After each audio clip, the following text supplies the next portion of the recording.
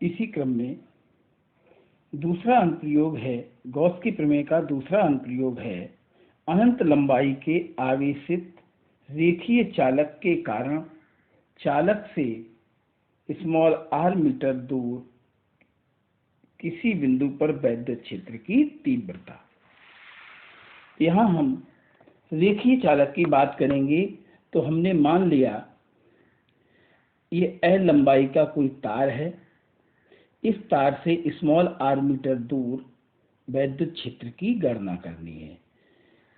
इस पृष्ठ पर एक dA क्षेत्रफल ले लेंगे और इसी तरह से इस dA क्षेत्रफल ले लेंगे। हम L लंबाई और R त्रिज्या के एक काल्पनिक बेलन की कल्पना करते हैं। इस बेलन के संपूर्ण पृष्ठ से गुजरने वाले वैद्युत फ्लक्स की गणना करेंगे। इसके लिए ये dA क्षेत्रफल वैद्युत क्षेत्र की तीव्रता E, dA और E एक ही दिशा में होंगे, जबकि इसके समतल पृष्ठों, बेलन के समतल पृष्ठों पर स्थित क्षेत्रफल dA की दिशा अभिलंबित होगी और E की दिशा dA के साथ 90 डिग्री का कोण बनाती है। इस तरह से हम पहले इसके वक्र पृष्ठ से गुजरने वाला वैद्युत फ्लक्स ज्ञात करेंगे। इसके लिए देखो ये दिया हुआ है, माना अनंत लंबाई का धनावेश रेखीय चालक है, धनावेशित रेखीय चालक है जिसकी लंबाई L पर Q आवेश है। चालक से स्मॉल r मीटर दूर वैद्युत क्षेत्र की तीव्रता ज्ञात करनी है। इसके लिए L लंबाई और R त्रिज्या के बंद काल्पनिक बेलनाकार पृष्ठ की कल्पना करते हैं। वक्र पृष्ठ के dA क्षेत्रफल से गुजरने वाला वैद्युत फ्लक्स d phi E हो तो परिभाषा से उसी तरह से हम d phi E बराबर E dot dA, d phi E dash बराबर E dA cos theta, d phi E dash बराबर E डॉट dA और इसी तरह से हम समाकलन कर देंगे और ये वैद्युत फ्लक्स आ जाएगा E इंटू 2 पाई RL।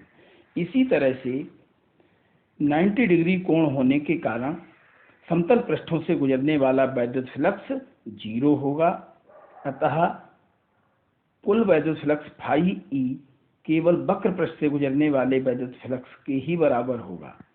अतः फाई E बराबर E इंटू 2 पाई RL। 2 पाई RL बेलनाकार वक्र पृष्ठ है।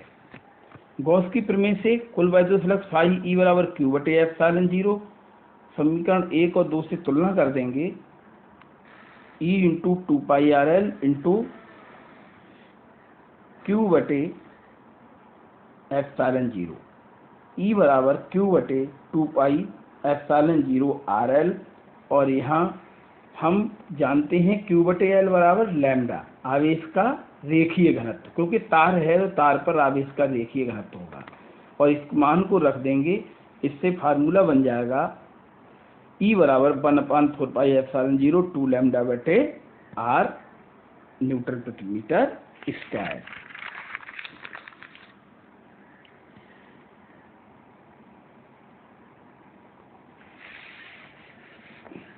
इसी तरह से तीसरा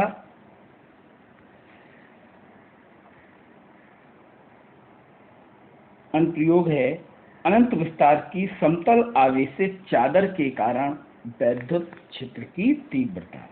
ये कोई समतल आवेशित चादर है, आवेश की कोई समतल चादर है, इसके कारण वैद्युत क्षेत्र की तीव्रता निकालनी है r मीटर दूर। हम इसमें भी उसी तरह से संपूर्ण वैद्युत फ्लक्स की गणना करेंगे। संपूर्ण वैद्युत फ्लक्स की गणना करके और गॉस की प्रमेय से तुलना कर देंगे। गॉस की प्रमेय से तुलना करने पर फार्मूला प्राप्त होगा E बराबर Q सिग्मा बटे 2 एप्सिलॉन 0।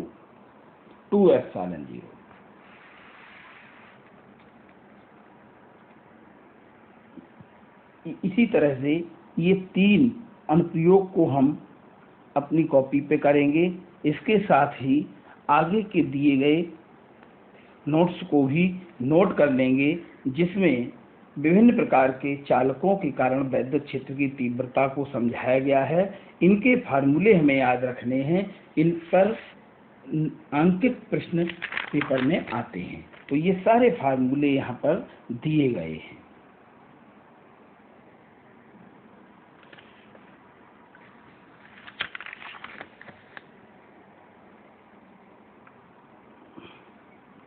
ये सभी प्रश्नों को नोट कर लेंगे।